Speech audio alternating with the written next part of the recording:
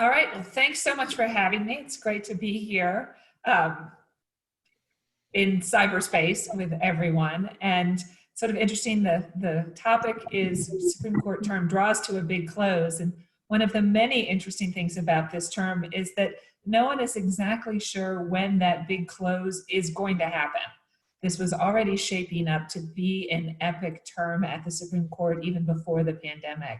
As Kurt said, the Supreme Court literally had at least one blockbuster case scheduled for each sitting, with cases involving Title VII in October, DACA in November, gun rights in December, religion in January, abortion in the February sitting, Trump's tax returns in March, and then the pandemic hit in March. And around Washington, the court was known, for better or for worse, for staying open through government shutdowns and bad weather. But with 6 of 9 justices on the court over the age of 65, and therefore in the high-risk category, and to practice social distancing, the court announced first off that the building would close to the public on March 12th. And then on March 16th, a week before the March argument session was supposed to begin, the court announced that it was going to postpone the March argument session. A few weeks after that, it announced that the April argument session was going to be postponed. And the justices continued to work remotely behind the scenes. They granted for petitions for review. They issued decisions electronically rather than taking the bench to issue opinions. But at some point, they had to make a decision about what they were going to do about the arguments for the cases that had been slated for argument in this current term. And so on April 13th, they announced that they were going to hear oral arguments by phone in May in a group of cases that they culled from the March and April argument calendars, and that the audio for those arguments was going to be available to the public. And I don't have any inside information whatsoever about what was going on behind the scenes, but I imagine that there were a couple of different things at work. The first was that at that point, it had become obvious to everyone that there was no way that the Supreme Court was going to be safely in a courtroom anytime soon. I think the optics of not holding arguments weren't good, especially when other courts around the country, including the DC Circuit just down the street, had begun to hold argument by telephone or by Zoom. They had a couple of cases that they really needed to resolve before the end of the term, the Trump tax returns cases, and first and foremost, perhaps the Faithless Electors cases.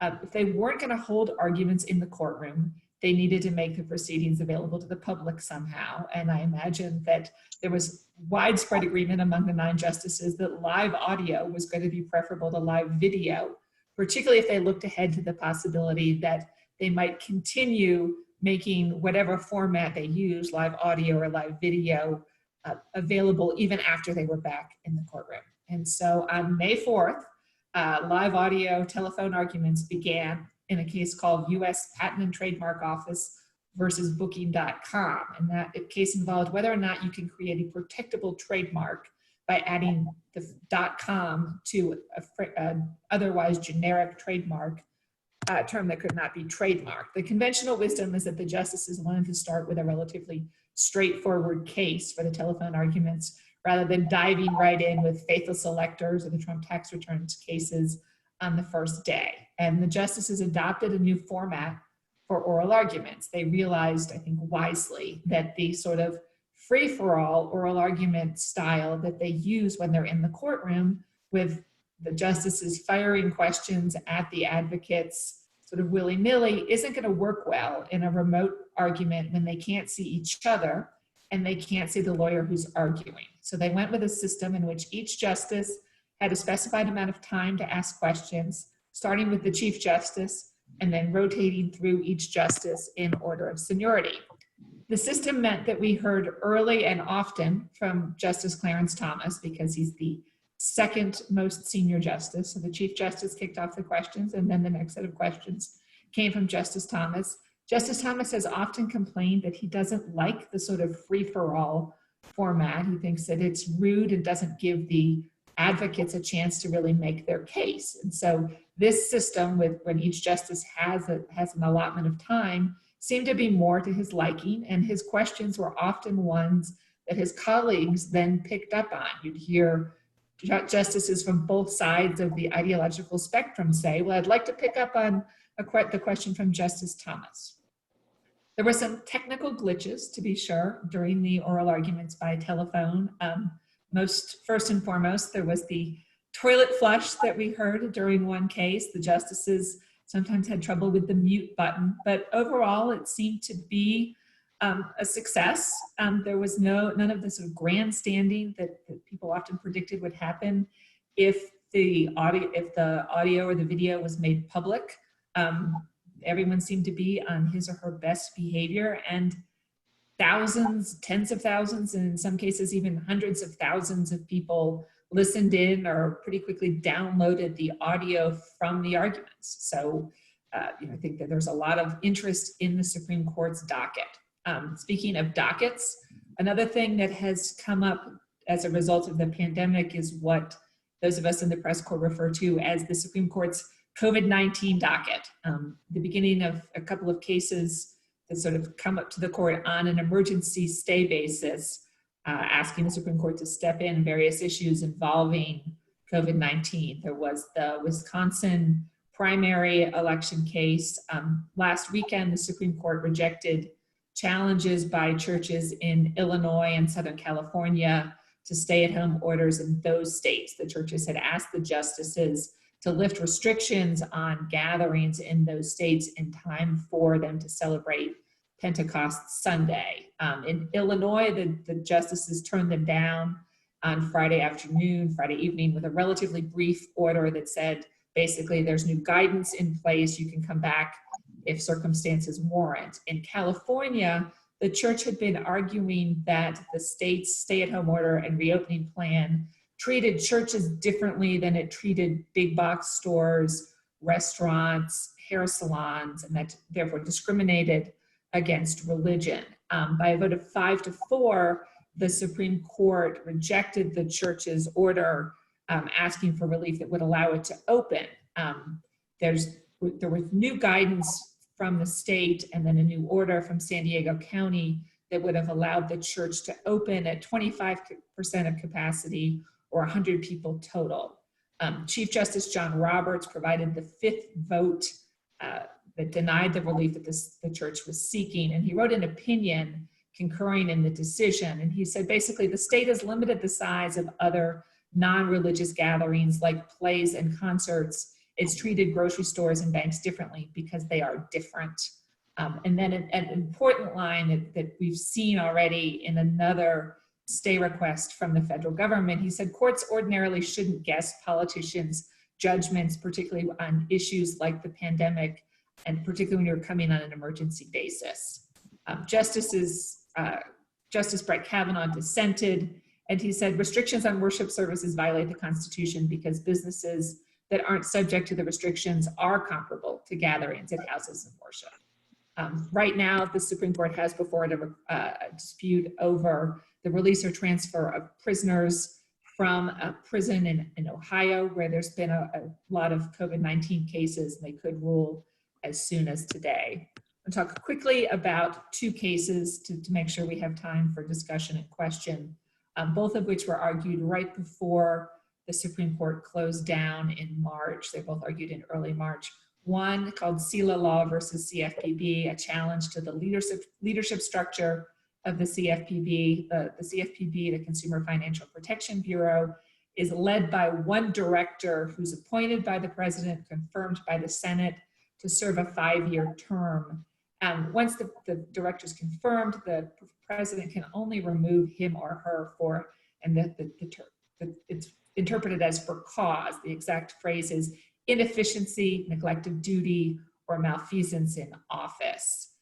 And so the argument is that this violates the president's duty under Article 3 to ensure that the laws be faithfully executed. The Ninth Circuit upheld these restrictions. SELA Law went to the Supreme Court.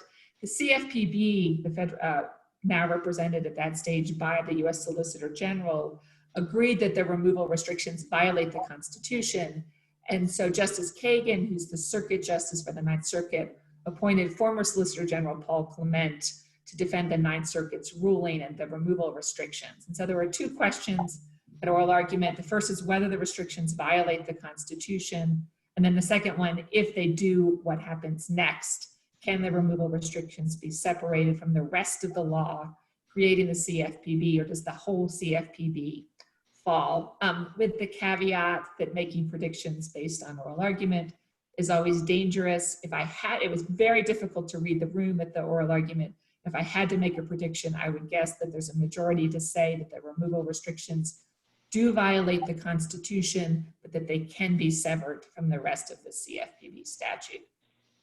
The second case I want to talk about is a case called June Medical versus, I think it's currently called Russo. The name has changed along the way. It's a challenge to a Louisiana law that requires doctors who perform abortions to have the right to admit patients at nearby hospitals. In 2016, a divided Supreme Court by a vote of 5-3 after the death of Justice Scalia struck down a similar law in Texas. The court has now changed. Justice Kennedy provided the fifth vote, retired. He's been replaced by Justice Kavanaugh. Justice Gorsuch has now succeeded Justice Scalia.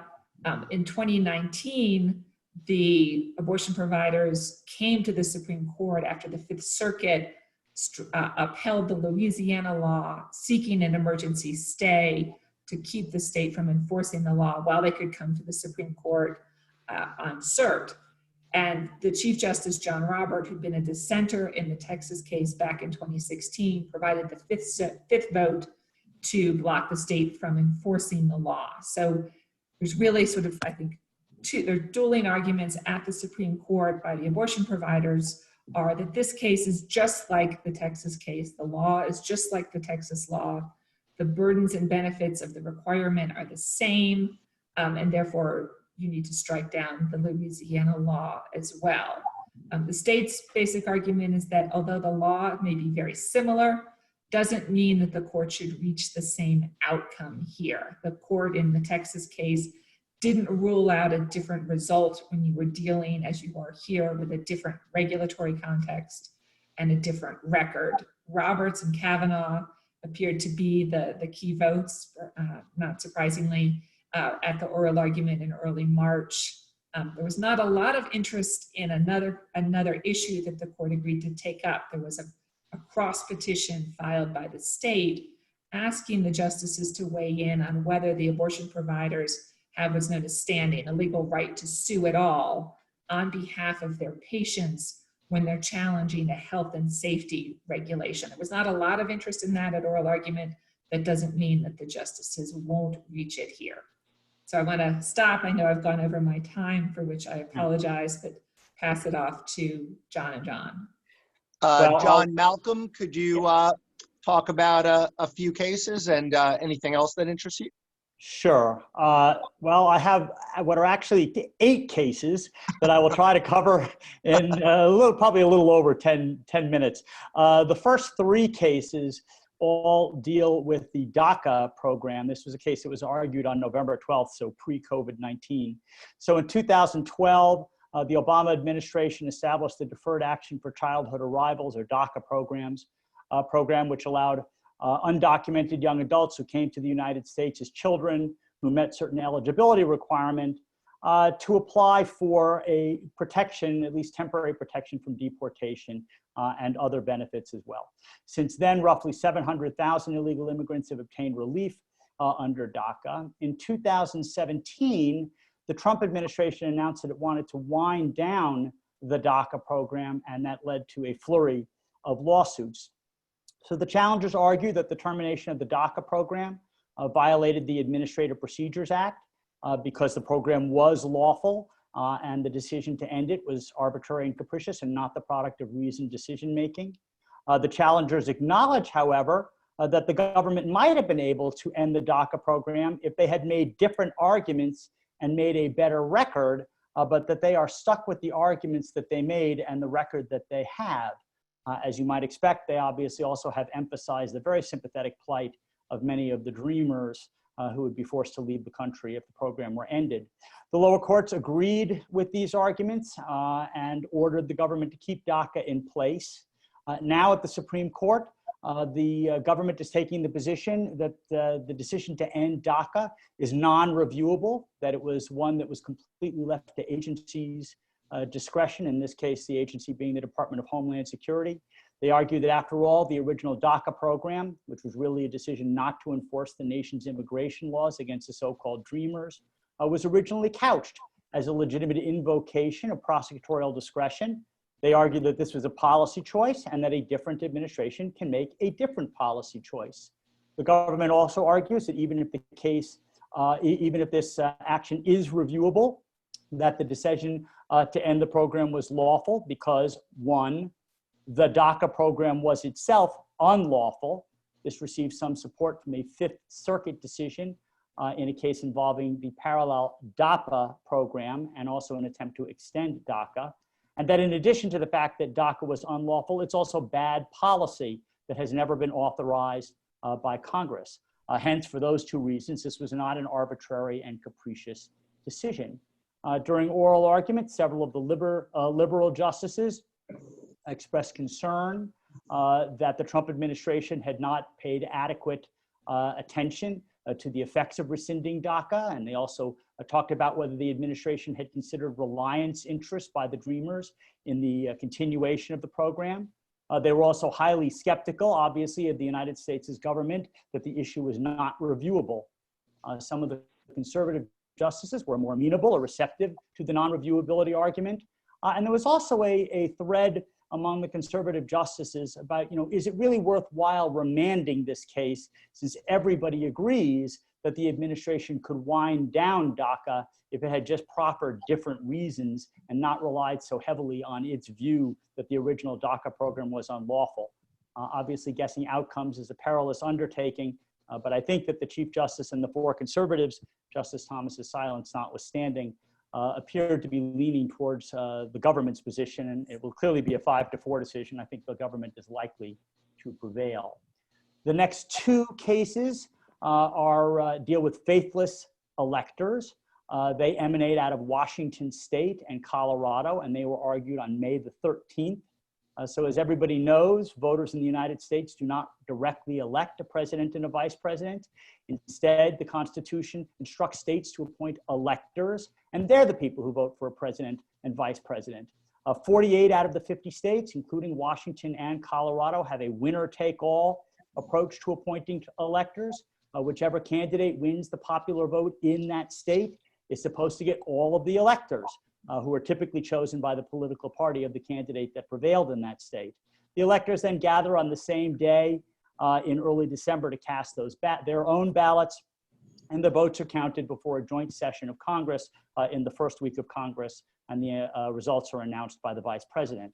Throughout our history, on occasion, so-called faithless electors have cast ballots for people other than the candidate who won the state's popular vote.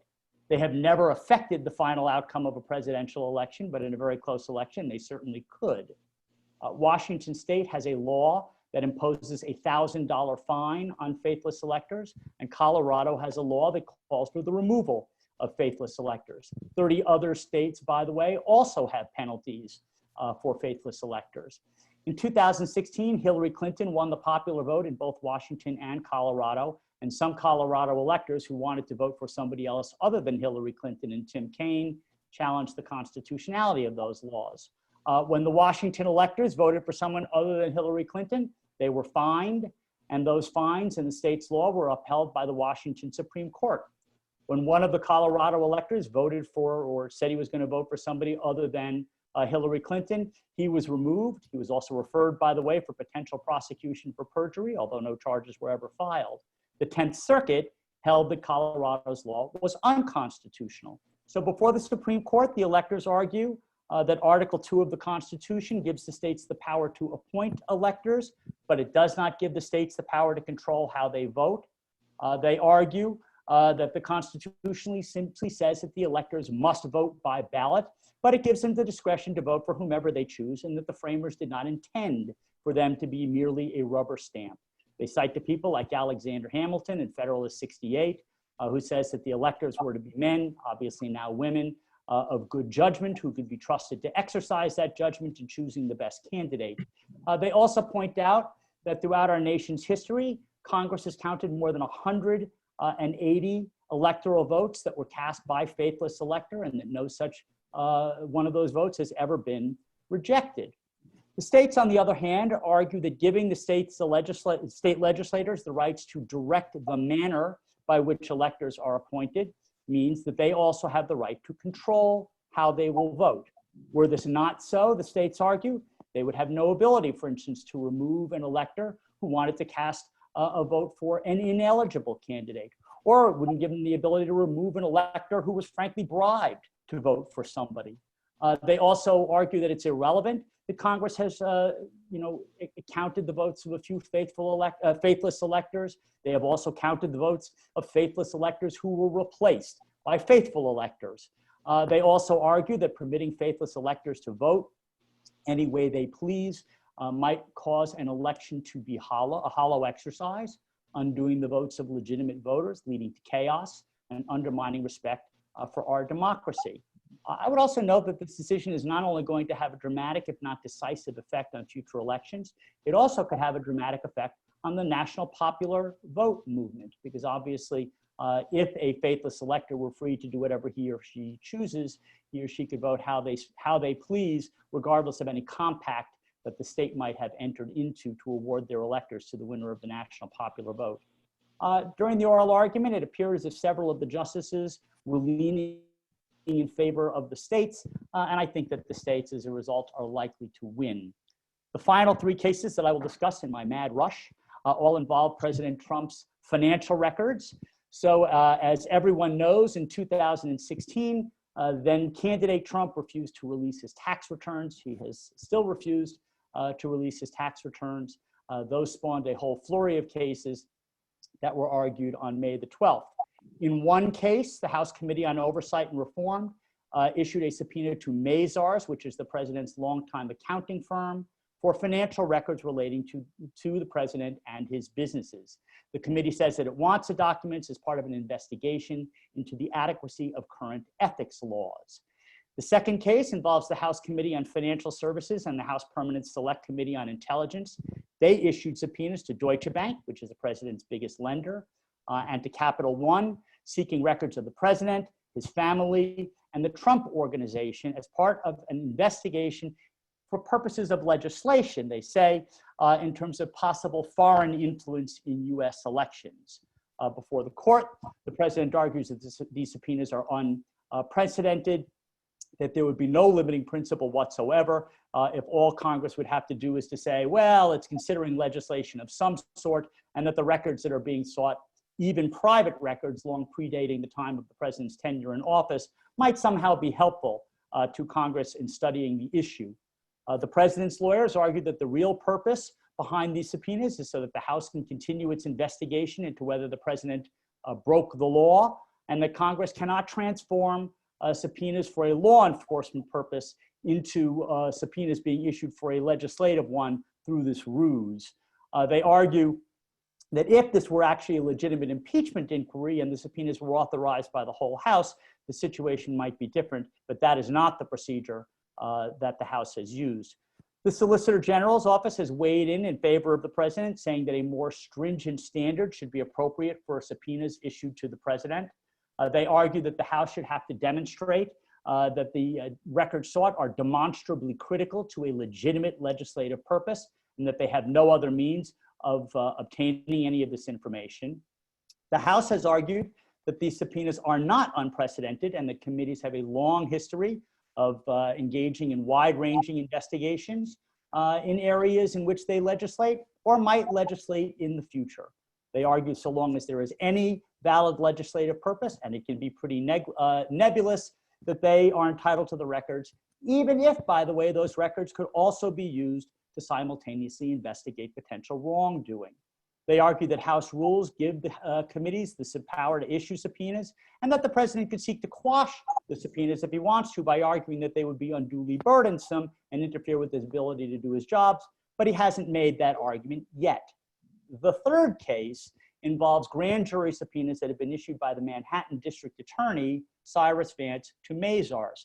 It's essentially the same subpoena that was issued by the House Oversight Committee.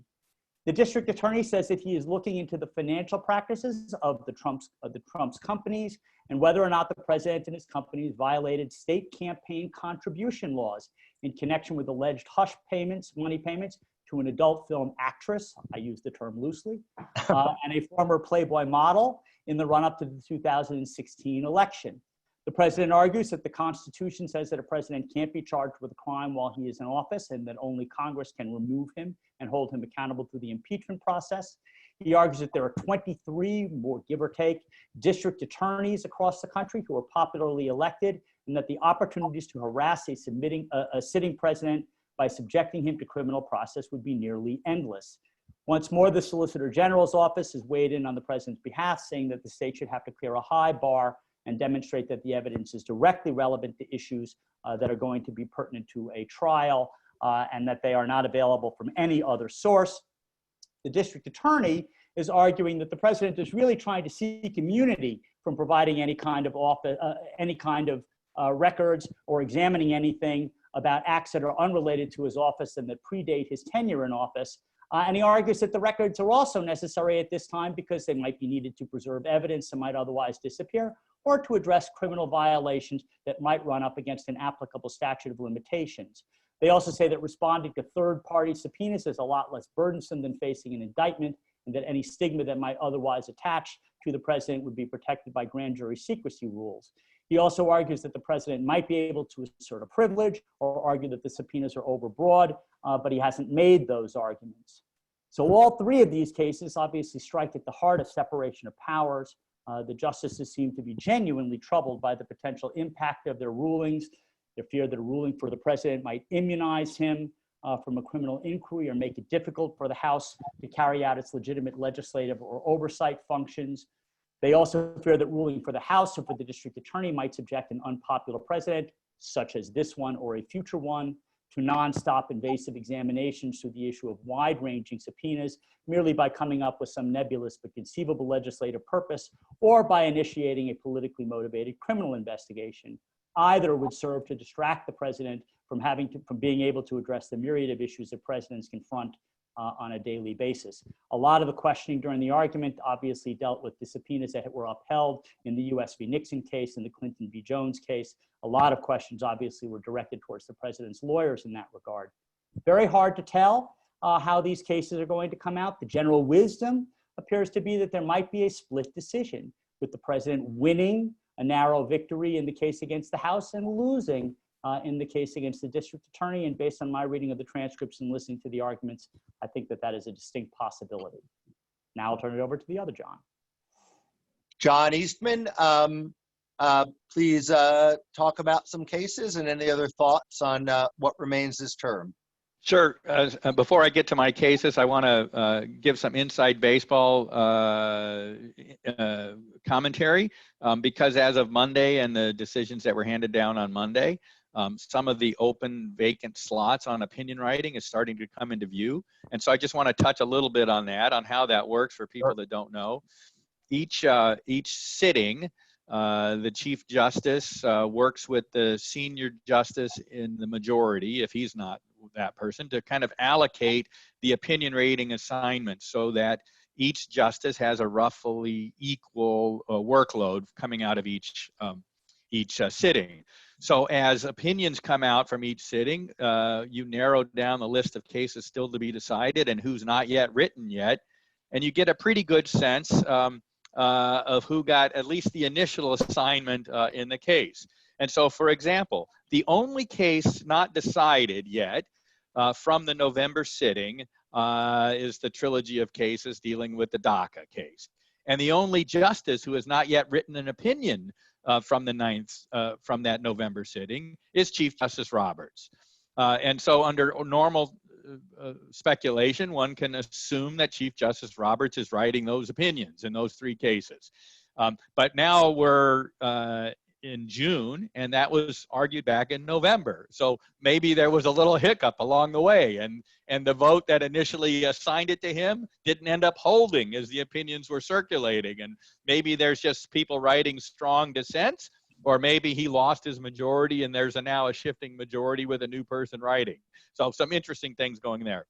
Something similar is going on in the October sitting. Here we have the first week of oral argument all the way back on October 8th were the trilogy of cases involving sexual orientation and transgender rights under Title VII and its prohibition on discrimination on the basis of sex. 2 cases, Altitude Express versus Zarda out of the 2nd Circuit, and Ballsteck versus Clayton County, Georgia out of the 11th Circuit, had reached different decisions on whether sexual orientation claims fall under Title VII's language prohibiting discrimination on the basis of sex.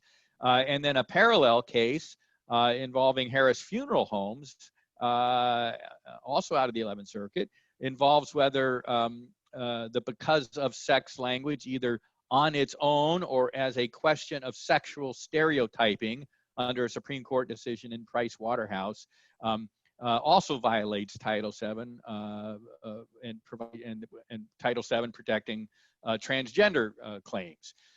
Those cases were all argued together again back on October 8th, and here we are in June and don't have the decision out yet. There are 3 cases. One would have assumed initially that they were probably all going to be written by the same justice. But the 3 justices who have not yet authored an opinion from October are Chief Justice Roberts, Ruth Bader Ginsburg, and Brett Kavanaugh.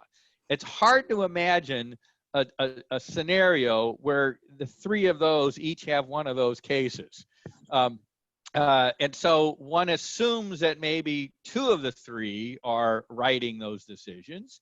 And if that were the case, I would suspect it would be the Chief Justice and Brett Kavanaugh, or that perhaps Ruth Ginsburg is writing all 3 of them.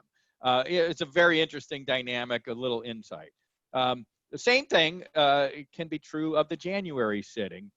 One of the other cases I'm discussing here is Espinoza versus Montana.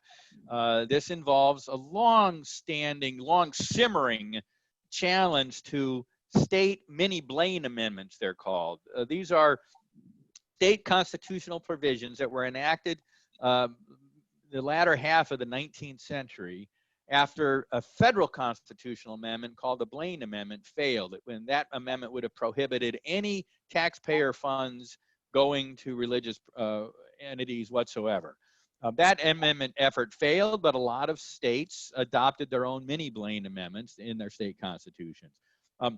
The court has addressed this several times, and most scholars acknowledge that those amendments, those mini Blaine amendments, were adopted with overt anti-Catholic bias in place. And when the Supreme Court confronted an issue some years ago in a case called Locke versus Davey out of Washington State, Washington State prohibited funding from its tuition support program going to people who were actually studying for the ministry in theological seminaries. And the Supreme Court upheld that restriction on those funds and kind of punted on the issue whether the overt anti-religious bias in the Blaine amendments should color the court's decision. But now we don't have that peculiar circumstance like we had in Locke versus Davey. Montana has its own publicly financed system for essentially vouchers, a little bit different twist than some of the other school voucher plans have. And whether the Department of Taxation's directive that religious schools were not eligible to participate in the program because of the Montana mini Blaine Amendment was itself a violation of federal constitutional rights under either the Establishment Clause or the Free Exercise Clause. The Ninth Circuit held that, the Montana Supreme Court held that the Blaine Amendment, mini Blaine Amendment in the state was valid and not a violation of federal law. And so that's the issue up on the Supreme Court. We have only 2 justices that have not authored an opinion from that January sitting. And one suspects from looking at the oral argument that maybe they come down on opposite sides of this issue. So we really don't know which way this teeter-totter is going to tilt. Chief Justice Roberts and Justice Stephen Breyer. Notice there in all of these 3 sets of cases, the October Title VII cases, the November DACA case, the January Espinoza mini Blaine Amendment case, Chief Justice Roberts seems to be a linchpin still, given this kind of inside baseball assessment of who's not yet written in the case. We aren't able to provide that kind of data point yet for the February sitting because only Justice Ginsburg and Justice Gorsuch have written in that case. So the cases that Amy talked about earlier, Saylor Law and June Medical, are a little harder to predict. And of course, we don't have any opinions yet out of the May sitting. And I'll talk about two of those cases in addition to the ones that the Faithless Elector cases and the Trump financial record cases that John Malcolm talked about.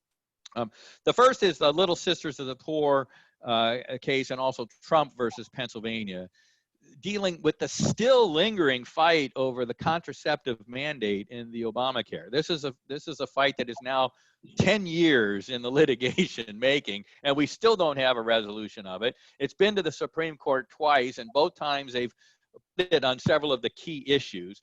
But the issue is whether, in the current iteration, is whether a revision of the exception to religious organizations and people that have religious objection to providing contraceptive mandates in their insurance policies for their employees that the Trump administration issued is too broad, that puts the scale too much on the side of the religious employers and not enough on the side of the women seeking contraceptive coverage for free.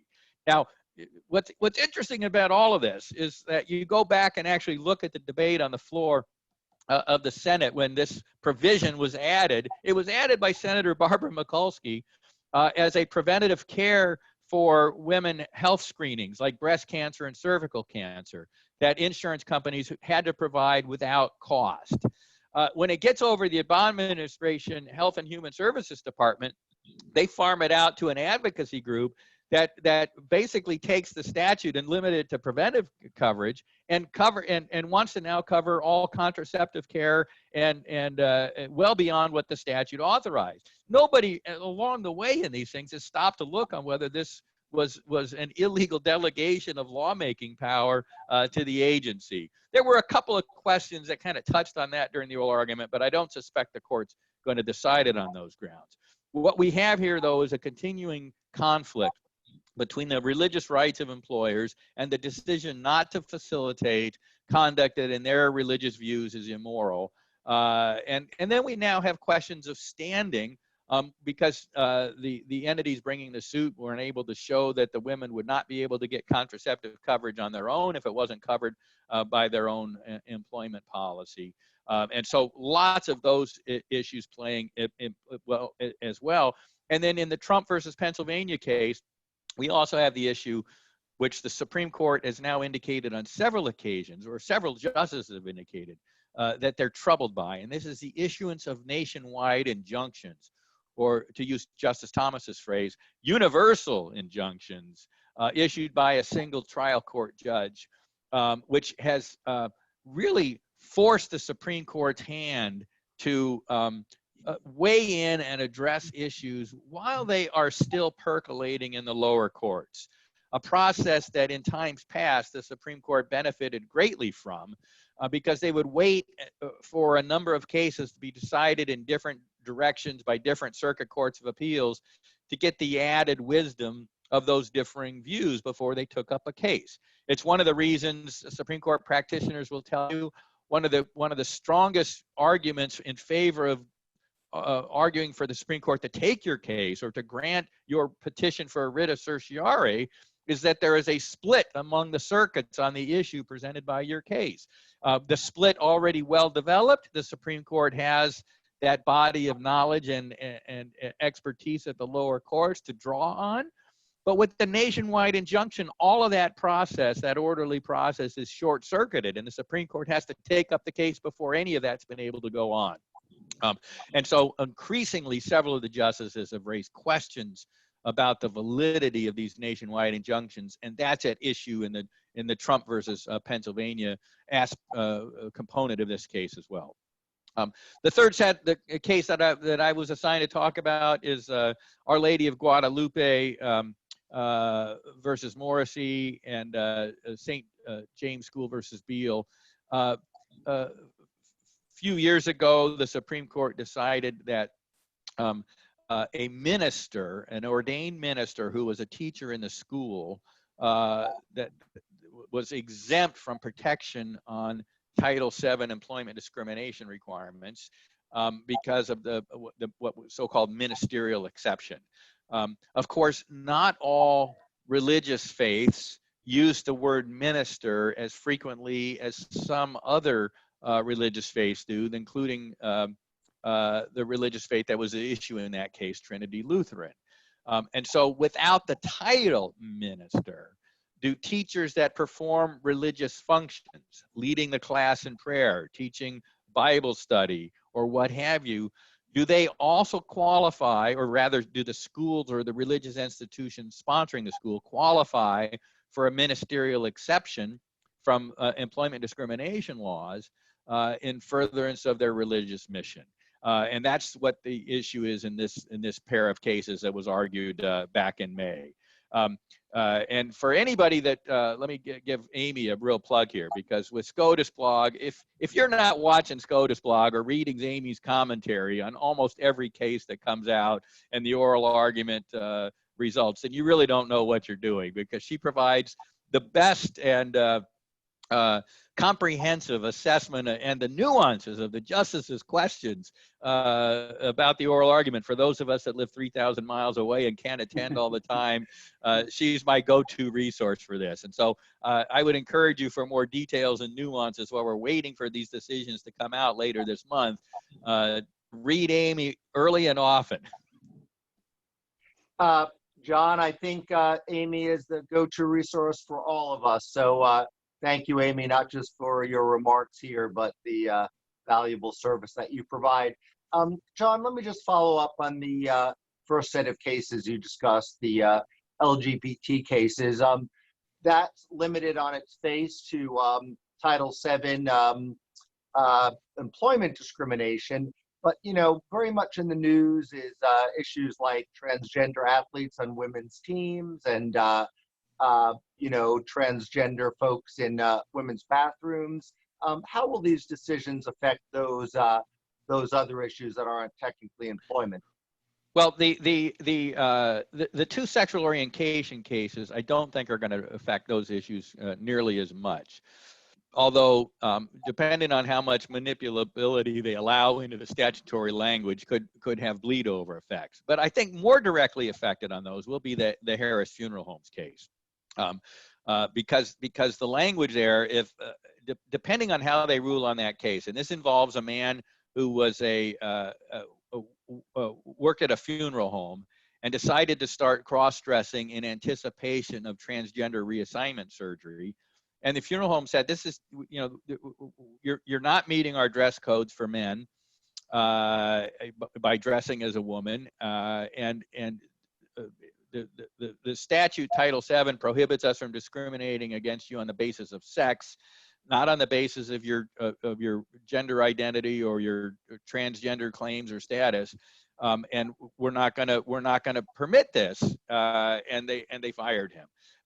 If that constitutes discrimination on the basis of sex, then a lot of the similar prohibitions on the basis of discrimination on the basis of sex that exist in Title IX, for example, and educational functions, I think will be directly impacted.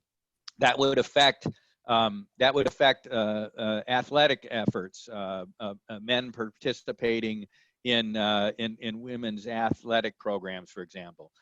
I do not think, at least if you take the statutory language and exemptions seriously, I do not think it should affect questions about showers and bathroom policy, because there is a specific exemption from different classifications on the basis of sex or basis of gender with respect to private facilities like housing facilities, bathroom and shower facilities. That's built into the statute itself. The Obama administration's Department of Education ignored that statutory language when it came out with its own guidance mandating that schools allow transgender students into the restrooms and showers of the opposite sex. That case was up at the Supreme Court some years ago, and then the Trump administration revoked the guidance and mooted the case. but that statutory language seems pretty clear to me. So if they recognize the transgender claim in Harris, I think it might well have an effect on athletic programs, but probably not on the bathroom and other privacy related facilities. Thank you, John. Amy, let me direct this at you since you talked about abortion. For a long time now, and especially since Kennedy retired, progressives have been worried about what this court will do on abortion. Let's say that you said Kavanaugh and Roberts were going to be the swing votes. Let's say they vote to uphold the Louisiana law. Even in that case, do you think progressives, should have real concerns that Roe will be overturned or substantially gutted by the court as it currently is constituted? What I've said, I think, since when President Trump was elected, he promised to put justices on the court who would vote to overturn Roe versus Wade, and we don't know. There were questions at the confirmation hearings about to Justice Gorsuch and to Justice Kavanaugh. They said that they had not asked. They said that they talked about Roe as settled precedent. I think that probably the stronger question right now is whether or not the Chief Justice would vote to overturn Roe versus Wade. And I'm not convinced that he is there yet. But I think that there's a difference between voting to overturn Roe versus Wade, and I think the questions that the Chief Justice had at the argument in June Medical were really about whether or not the decision in the Texas case required the court to treat the Louisiana law the same as the Texas law, to assume that it was going to be unconstitutional because the Texas law was unconstitutional, or whether or not they needed to go on sort of a state-by-state basis. And I think that he was probably looking maybe for some daylight between the two of those. So I don't think that the Supreme Court is going to overturn Roe versus Wade soon. I'm not sure that there's a fifth vote to do it right now, would be my take on it at this point. Thank you, Amy. John, Malcolm, let me also ask you a follow-up question. Most of the cases you discussed involve Trump. Certainly Trump's financial records do, Trump's Trump's withdrawal of the DACA order, and even the Electors case, is in the forefront because of the last election. I think it's generally conceded that Chief Justice Roberts is no Trump fan. Do you think that might influence how some of these cases come out? Oh boy, I would like to think that wouldn't be the case, but there is some evidence that might be the case. We saw that last term, I think, in the citizenship census question. So the Chief Justice was quite deferential in saying basically we don't look behind the curtain in the travel ban, and then I think he tacked in the other direction on the citizenship census question. I don't know there would be an anti-Trump bias. I'm certainly not accusing the Chief Justice of that so much as what Amy actually was just talking about, which is his reluctance to, be bold, directly overturn things, take something head on. I think he would rather nip away at stuff and have a doctrine, perhaps abortion, sort of die a death by 1,000 cuts and outright overrule something. I don't think there's any question that the positions this administration has taken, and more particularly the incredible resistance in the lower courts to positions that the administration has taken, jump-started by things like nationwide or universal injunctions being entered by these lower courts, have made for a rather toxic stew that has ultimately been presented to the Supreme Court in a whole bunch of these cases. Whether things will calm down if and when the president leaves office, I don't know. I would like to think that any anti-Trump bias that any of the justices might harbor in their hearts would not directly affect the outcome, but certainly how they view the sincerity of the reasons that are proffered for why the administration does what it does. That's probably in the back of the minds of some of the justices, would be my guess. Thanks, John. So, well, we'll just say that Roberts might be a swing vote on those cases that John discussed. That's And for sure. Amy said that, of course, Roberts could be a swing vote in June medical.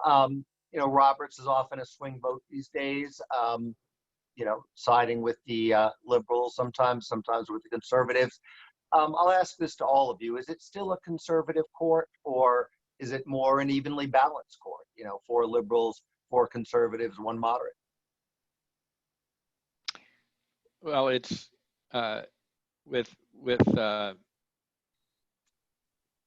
Justice Kennedy having been replaced, I think it's more conservative than it was. I think this term in the next month is going to tell us a lot about whether that's incrementally more conservative or significantly more conservative, and I don't think we quite know the answer to that yet. I agree with that. I would note that last term, while the chief crossed over, I think more than anybody else to vote with the quote unquote liberal wing of the court, at one time or another, all of the quote unquote 5 conservatives crossed over to vote with the liberal wing to create a majority. So I agree with John that while Justice Kennedy had just said we were looking purely at outcomes, you know, good 2/3, 3/4 of the time sided with the conservatives. In terms of his reasoning, his thought process, you know, his jurisprudence, the court has clearly become more conservative with Justice Kavanaugh on the court, but it's not a solid majority by any stretch of the imagination. I agree with that as well. I think that Roberts is more conservative than Kennedy. I think that sort of the edge factor perhaps that comes into play occasionally, as it did in the census case, and maybe perhaps could in the abortion case, is the institutionalist perspective that Roberts brings that Kennedy didn't necessarily bring. I mean, we don't know what happened in the census citizenship case last year. You know, I wouldn't be surprised, we may never know, but if it comes out that he switched his vote towards the end of the case as more and more evidence kept coming out about exactly what was going on behind the scenes, just sort of because of everything that was happening behind the scenes. I want to pick up. I want to pick up on something there, if I may, for the June medical cases, the abortion cases out of Louisiana. I wholeheartedly agree with Amy that Roberts is much more institutionalist than say Kennedy was, and I think that's why the question presented by Louisiana about the standing of the abortion clinics and abortion doctors to bring a challenge to a health and safety regulation that was designed to protect their patients is so important. Even if it didn't get a lot of play at the oral argument, questions of standing have to be decided by the court, whether the parties are pushing those issues or not. And it's a very institutionalist thing to say, wait a minute, our third party standing doctrine is supposed to be pretty tight. We have ignored it for quite a while, particularly in abortion-related cases. But these third-party standing claims are different in kind than the availability of abortion claims that we first weakened the third-party standing doctrine on some years ago. This one puts the patient in direct conflict with the claims of the doctors who are supposed to be regulated for the benefit of the patient. And if we're going to allow third-party standing in those, we've really completely thrown out our third-party standing doctrine. I could easily see a majority of the court, you know, just simply applying third-party standing doctrine to the abortion context in the way that it gets applied everywhere else, and then not having to reach the broader questions at issue in this case. Thank you, John. We only have a little bit of time left. Let me ask you this, Amy, since you're the go-to person for everything Supreme Court. Normally, we would expect all decisions to be handed down by the end of June, but of course, this year some were only argued in May. So Do you think they'll all be done by the end of June? And if not, when do you think it'll wrap up? I mean, that is the $64,000 question. And I should say here that I have no inside information. John may have more information on this than I do. I think there were two sort of different and competing factors. I mean, the oral arguments went roughly 2 weeks later than they normally do. And they finished off 2 weeks later with two sets of huge cases on which they are likely to be at least somewhat divided, I imagine. They had the Trump's tax returns cases were the next to last day of the May sitting, and then the Faithless Electors cases, which will be two separate opinions, I think, because Justice Sonia Sotomayor was recused from one of the cases, the Colorado case. And so on the one hand, you might expect that they would have to push back maybe 2 weeks to get everything finished up. And normally, I think, the conventional wisdom is that there's a rush out the door because they have summer vacation plans, they have commitments to teach at exotic summer law school programs in Europe that aren't happening right now. Nobody's going anywhere. So there's not that. On the other hand, they had March and April when they weren't hearing arguments. So they should have theoretically had some extra time to work on their opinions. And they have probably fewer opinions to get out. They're going to finish with one of the lowest numbers of decisions in recent memory, something like 56, I think, according to Adam Feldman, who does statistics for SCOTUSblog. So my money would still be, I'm not a betting person, would still be that they're going to go into July. But again, it's all just speculation. Well, thank you for that very informed speculation. Before we run out of time, I want to go to Q&A. We've gotten a lot of questions, both on my screen here in advance. People emailed me with questions, so I apologize to all those people whose questions I won't be able to get to.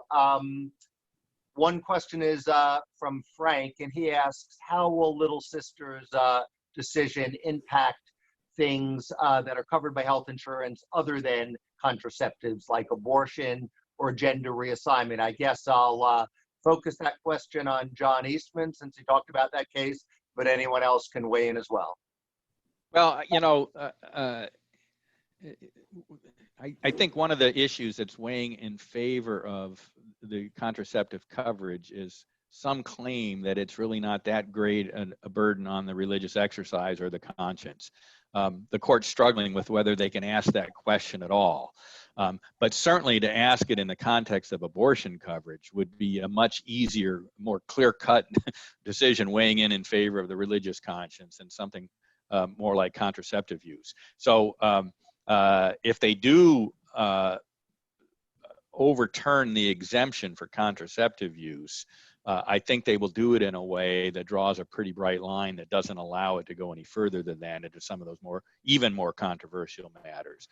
But I don't think they're even going to do that, particularly with the evidence that was put before the court about the availability of women to get contraceptive coverage in a lot of different ways and through their employer sponsored plan and get it for free.